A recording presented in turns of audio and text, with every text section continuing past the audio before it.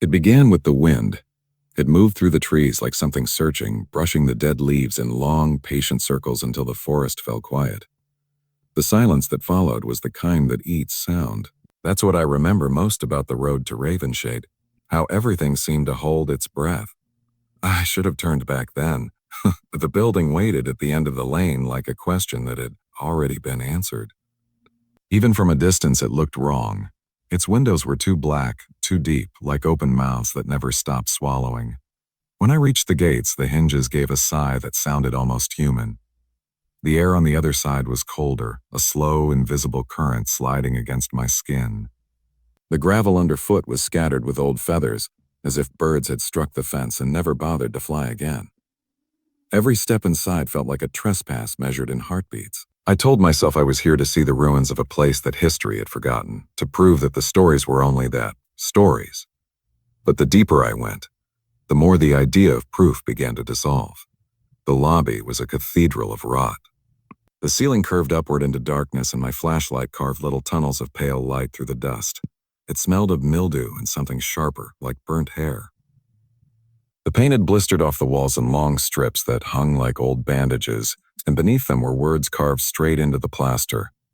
Names, dates, and sometimes just single letters repeated over and over, as if someone had been practicing how to remember their own initials. The air hummed faintly, the way air hums before a storm. I passed through a hallway lined with wheelchairs. Each one faced the same direction, toward a set of double doors that had been chained shut. The wheels were crusted with rust, but a few still gleamed, thin rings of metal untouched by time. I moved between them, and for a moment I thought I heard the faint squeal of rubber turning against tile. I froze, waiting, but it was gone. My own breathing seemed too loud, bouncing back to me off the cracked tiles until I couldn't tell where I was anymore. Then came the first sound that didn't belong to me, a soft knock 3 beats from somewhere below. Curiosity has its own gravity. I found the stairwell half hidden behind a collapsed section of wall. The air that rose from it was damp and cold, smelling of iron and dust. Each step I took down felt heavier, as though the building itself were pressing down to keep me there. The stairs ended in a corridor that should not have existed. The floor was smooth, almost polished, and the walls were unmarked, too clean for a place abandoned for decades. At the far end, a single door hung open. The word Ward C was written above it in red paint that had never dried. It glistened in the beam of my light, thick and wet. Inside the ward were rows of beds bolted to the floor. The sheets were gray with age, but each one was neatly tucked, corners sharp pillows puffed as though waiting for occupants who had simply stepped away. The stillness was absolute. Then the overhead lights flickered once. Impossible, since the building had no power. And for a heartbeat the room was full. Figures lay beneath every sheet, shapes rising and falling in unison. When darkness returned, the beds were empty again. My mouth tasted of metal. At the back of the ward was a glass door marked Observation Theater.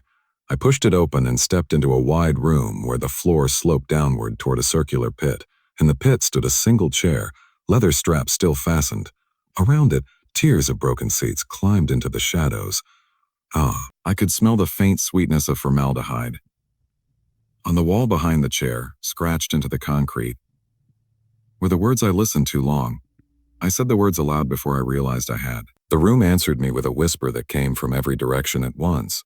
1,000 overlapping voices forming a single phrase, still listening. I ran until I couldn't tell which corridors I'd taken. The asylum rearranged itself, doorways leading into rooms I'd already passed, windows that looked into halls instead of outside. Somewhere in the confusion I stumbled into what must have been the children's ward. The wallpaper was blue beneath the grime, patterned with faded moons and stars. Tiny beds lined the wall. On one, a toy lay waiting, an old wooden horse with wheels instead of legs. When I touched it, one of the wheels began to spin on its own, slow at first, then faster until it blurred. It stopped only when I whispered, "Please." I didn't mean to speak. The word just slipped out, like a reflex born of fear. There were drawings on the far wall, crayon figures in red and black, stick people holding hands. Each one had the same face, a circle with a slit running from top to bottom. I stepped closer and realized the slit wasn't a mouth. It was an eye. Beneath the drawings, in a child's uneven scrawl, someone had written he taught us to see. I backed away, and the boards under my feet groaned as if answering. Somewhere behind me, the same 3 knocks sounded again. Slow, patient, closer now. I found a stairway leading up. The banister was coated in dust, but where my hand slid along it, fresh prints appeared smaller than mine, as if a child's fingers moved just ahead of me. The stairs ended at a door without a knob. I pushed, and it gave way into the asylum's central ward. The ceiling had collapsed in the middle, revealing a lattice of beams that moaned in the wind. Water dripped steadily from above, forming a puddle that reflected the faint outline of the room. But in the reflection, the puddle showed things that weren't there. People in hospital gowns standing shoulder to shoulder, faces lifted toward the ceiling, mouths moving in perfect silence. The image rippled and their heads turned toward me all at once. I stepped back and broke the reflection. Every hallway seemed to lead deeper instead of out. The air grew heavier, full of the scent of ozone, like a storm trapped underground. I passed an office where the nameplate on the desk still read Dr. Blackwood. The drawers were empty except for one tape recorder. When I pressed play, a man's voice whispered through the static. The subject is awake. It knows the light is watching. The tape ended in a low hum that built until it became a single sustained note. My flashlight dimmed, then brightened again, but the office had changed. Every wall now covered in photographs of the same empty hallway. My hallway, taken from behind me. In the last photo, I was standing in the frame. I don't know how long I wandered after that. The building breathed around me, expanding and contracting like a living thing. The whispers became a rhythm, language dissolving into sound. I began to feel them under my skin, small vibrations moving in time with my pulse. I tried not to look into the mirrors, but every surface reflected something different. A room where the beds were full again, a corridor filled with water, a window that opened into endless dark. My own reflection moved a moment after I did, a fraction too slow, as though deciding whether to follow. Eventually, I reached a door painted white, cleaner than anything else in the asylum. It stood at the end of a corridor that seemed to stretch farther the more I walked. When I touched it, warmth bled into my palm. On the other side was the operating theater. Instruments lay neatly on a tray, gleaming despite the dark. The floor was slick with water, or maybe something thicker, and in the center stood a gurney with leather restraints. Above it, a single bulb swung gently, though there was no breeze. I approached, and as I did, the bulb steadied. The light froze, pointing straight down at the gurney. My name was carved into the metal frame. The whispering stopped. The silence that followed was deeper than quiet. It was pressure, filling my ears, my lungs, the spaces between thoughts. The bulb flickered once, twice, and then something rose from beneath the gurney. It unfolded slowly, bones creaking like wood under strain, skin shifting as though it remembered shapes it no longer had.